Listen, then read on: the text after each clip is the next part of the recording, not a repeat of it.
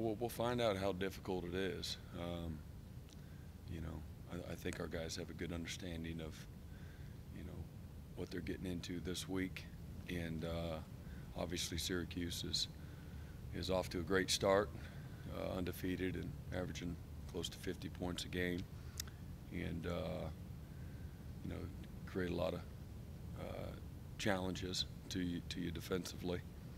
And they got good players, great quarterback, an experienced team, both sides of the ball, and obviously a lot of confidence after having whooped us last year. So I think our guys are excited about the challenge. You know, I think we're you know, we had a good outing last week and good rhythm the last few weeks. Again, just a different type of preparation, obviously, different type of scheme, structure, all those types of things. So, but I think our guys are looking forward to, you know, the opportunity to see how we match up.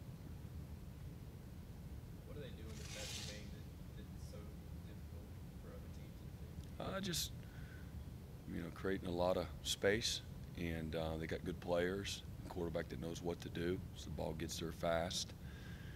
Their ability to run the ball, whether it's quarterback as a runner, design runs, or buying time with his legs, those are the toughest guys to defend. You know, when they can do both, throw the ball down the field with accuracy, and you know, have the designed quarterback run game that requires extra hats to stop, and you know, and again, just the overall moxie and intangibles, the instincts, you know, decision-making, things of that nature that Dungy presents. He's an excellent player. Coach, they go super fast tempo-wise. Mm-hmm. How difficult, challenging is that to get your guys in, rotate? You got to be quite so many players in the first half. Yeah, you can only rotate when they rotate. So, you know, if they're getting guys in there, you're allowed. They give you time to get guys in there. So, if they're not, then you're not. So, if their guys are playing every snap and they're playing really fast, then in my mind, we should be able to do the same thing. So I think the biggest thing is, you know, knowing what to do, getting their hand in the dirt, having a sense of urgency, get down and play technique, play fast. Oh, I think that's all of it's a big challenge. You know, otherwise, why do they do it? You know, the advantage is gained when you're not ready. You know, if you're ready, there's no advantage. So you know, getting them a call is a big deal, and then they'll check the sideline, see what you're in, and then getting the right call offensively. That's why they do what they do. See what you're in, get you not lined up, first of all. So you're not playing in your gap, you're not playing with technique, you're not playing your assignment. Okay, so you're no good in the run, you're no good in the pass. And then after that is you know, now they can go, and then check. And so now they know what you're in. So you said, what's your favorite call, Coach Elliott versus cover two? You know, they have the advantage to get to their favorite call versus cover two. And if you're hurrying and getting lined up, there's no chance to disguise, right? Because you anticipate the ball to be snapped right now. So, you know, there's a inherent systematic advantage. So, to me, the goal is to take away the advantage by knowing what to do, getting lined up, playing with technique, just having a sense of desperation and urgency to get lined up and be in position to you know, just to play good, fundamental, sound football. Are there any positions on defense where the starting battle was really tight? You don't know who's going to be this week? I don't know. Something come to mind? I'm asking you. Well, the quarterback. They switched quarterbacks this week. Some offensive positions are tight. Did you think that there was that we were rotating those guys and trying to figure it out? No, sir. I was just curious. Oh, really? Okay. I'm not being defensive. I haven't thought about that. You know, we got a group of guys. We got some depth at some positions, not great depth at others. And you know, we've talked about guys that we feel like are co-starter type guys, at particularly at linebacker.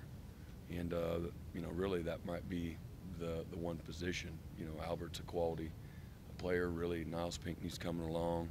I think you know, I think we've established ourselves at defensive end and good quality depth there. And I think, you know, again, we've got 4 good safeties that, you know, have shown they can play winning football. We got to get better across the board. We're not anywhere close to being as good as we need to be or capable of being.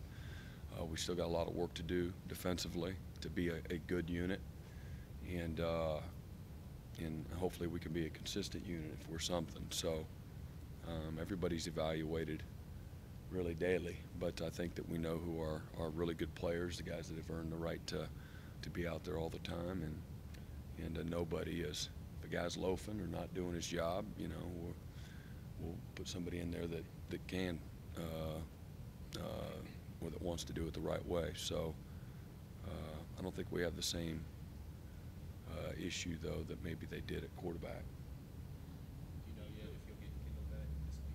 Well, he's going to practice today, so you know. Brent, over the last 2 weeks, you've had a good body of work. There are a lot of players in there that get to the bench the last 2 weeks. Out of that, are there a couple guys that weren't on your radar when you season that are? I wouldn't say weren't on the radar. I don't think that's necessarily fair to say. Guys like a Nolan Turner have come on that we are hopeful. You know, I felt really pretty good about that group of linebackers that we've been playing.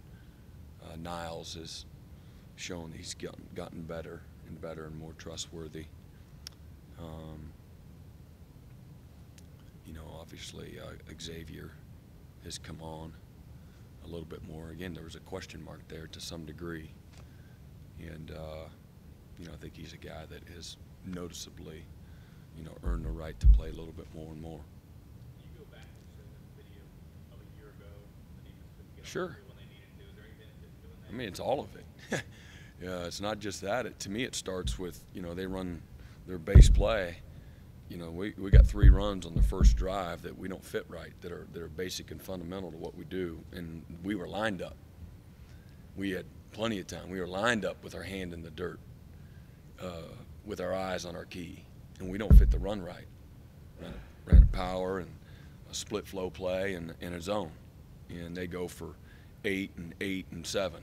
You can't play defense. You know, nothing is good if you don't do those basic fundamental things. So it ain't late in the game.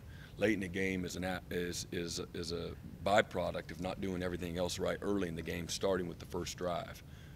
And you don't get control of the game when you don't make the layups. We're airball layups, and so to me that's where it starts. And absolutely, you know.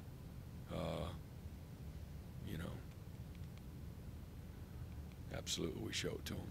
After playing 3 triple option teams, how pivotal is this week for developing their quarterback depth? I mean, no matter who we're playing, I think it's still critical that we continue to develop those guys.